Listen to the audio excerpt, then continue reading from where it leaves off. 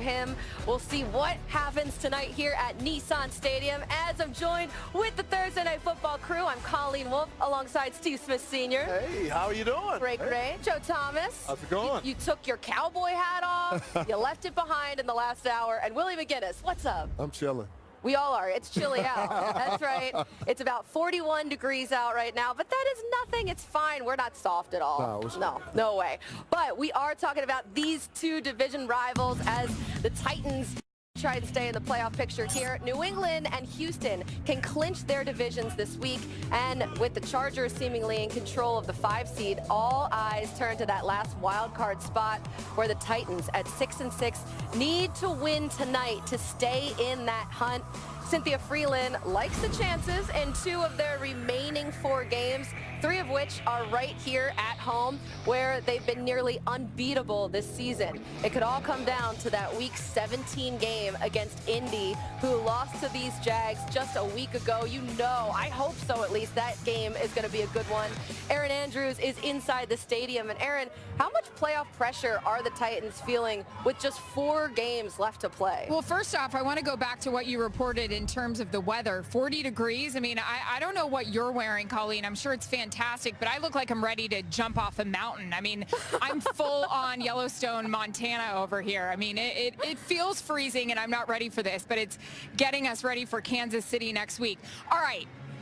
Back to these Tennessee Titans. And yeah, you know, I caught up with some of these guys on the field and just talking to them, and they were just saying the same word over and over. This game is going to be physical. It's going to be physical. And I don't know if you guys noticed, but the Tennessee Titans, they came out kind of late to pregame warm-ups, and I was just asking some guys what's going on. I was panicking, didn't know if you were coming out.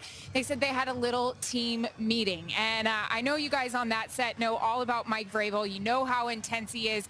You know just what an emotional coach he is, which we all love about him. So dying to know what was said, and when I asked just what the mindset is with the fact that they are in the hunt for the playoffs, everybody just said this is going to be a physical game. Of course, it's a must-win game, and just a lot of smiles. Guys feeling really good about themselves. I loved what we were told by offensive coordinator Matt LaFleur when he said, you know, against this group of Jacksonville Jaguars, they have players on all 3 levels. And for them tonight, these Tennessee Titans, they want it to be kind of like a street fight. They want to grind it out, again, that word physical, and wear them down. And you mentioned Indianapolis. He said how they threw it about 50 times against Jacksonville last week. He said, we cannot get into a game like this. Yeah, and Erin, thank you for that. You mentioned Mike Vrabel, who we're going to talk about in just a minute, and that team meeting, that's so interesting. I want to know more about that, Erin, and hopefully you'll be able to get us some of the goods later in the game. But I want to talk about this Titans team and how they can stay in the hunt right now, how they can win this game. What's the key tonight, Steve? Well, you heard Erin Andrews talk about you don't want to throw the ball 52 times, right? Because even though they attempted to push the ball down the field, what happened? They took an L.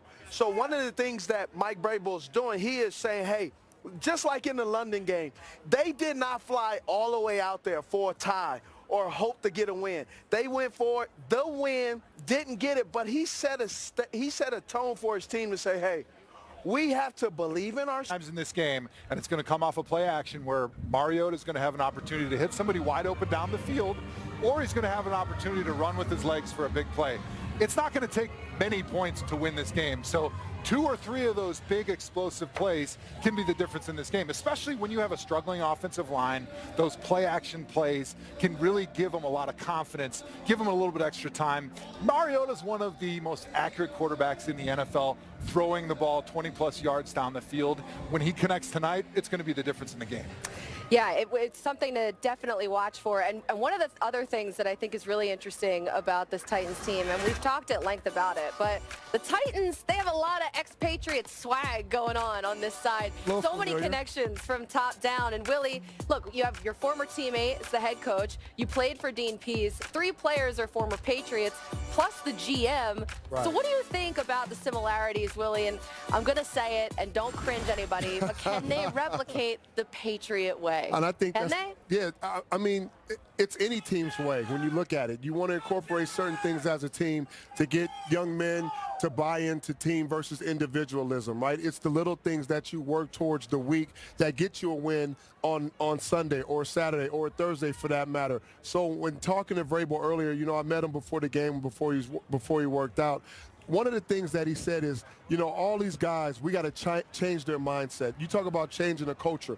What is that? You got to implement tough mentality. You talk about toughness. You're talking about strong-willed. You're talking about being accountable. You're talking about pushing each other in the locker room. Coaches shouldn't have to do that. Find the group leaders in every single on every single level and push them out front. Make them take some accountability to push each other. When we played, me, Vrabel, and all the other guys, one thing we did was we didn't want to let each other down. You got to insert that in any locker room you're in. And then guess what? Your role is probably going to change every single week, so it's not always about you. It's what's best for the team. There's so many things you have to do as a head coach outside of just X's and O's that gives you an opportunity to win, and it takes a lot of time. Our first year in New England when Belichick came, we were 5-11. Everybody laughed, didn't think it was going to work out. The next year, we're 11-5 and went to a Super Bowl.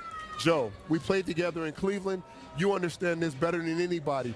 When we were trying to get guys to buy into Romeo's system, to do the extra work, the extra film, we had a lot of pushback because it was about individuals versus what they should be doing for the team. And they didn't put team first. And that's what's hard for a head coach.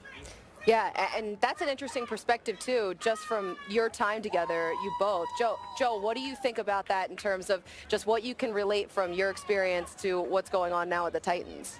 Well, a lot of times you have guys that don't want to put that work in because they're not sure that that work is going to lead to results. And they don't want to feel like they're wasting their time. And a lot of guys, they're just a little bit lazy. And it takes a kick in the butt from a captain, like you mentioned. Vrabel wants one guy that he can count on in every single position group that he knows is going to hold everybody in that room to a high standard. That's why you see so many Patriots guys on that roster. Well, the Titans did a good job with the Patriots way to beat the Patriots earlier this season. They did that for sure. Michael, Terry, and Howie, they are standing by in New York getting ready for Fox NFL Thursday. What's up, Michael? What are you guys watching for in this game tonight? Hey, Colleen, how you doing? Yeah, fellas, I'm watching for a game that could be over 100 points between these two teams tonight. High-powered offenses, scoring, no defense. What do you guys think? Well, not so fast there, my friend. Yeah, I don't think that's going to happen.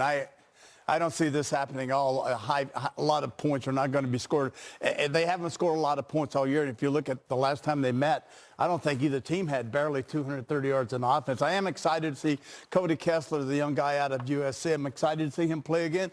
I'm also excited to see Mariota, a guy that had a team last week against the Jets, brought him back from 16 points in the fourth quarter. Awfully impressed with him. So it's going to be a fun night, especially there in Music City. Yeah, I agree with Willie. I like Mike Vrabel a lot. I like the philosophy. You've got to be tough. You've got to be smart. You can't be an individual on this football team. And conversely, looking at Jacksonville with nothing to play for, the defense played great last week.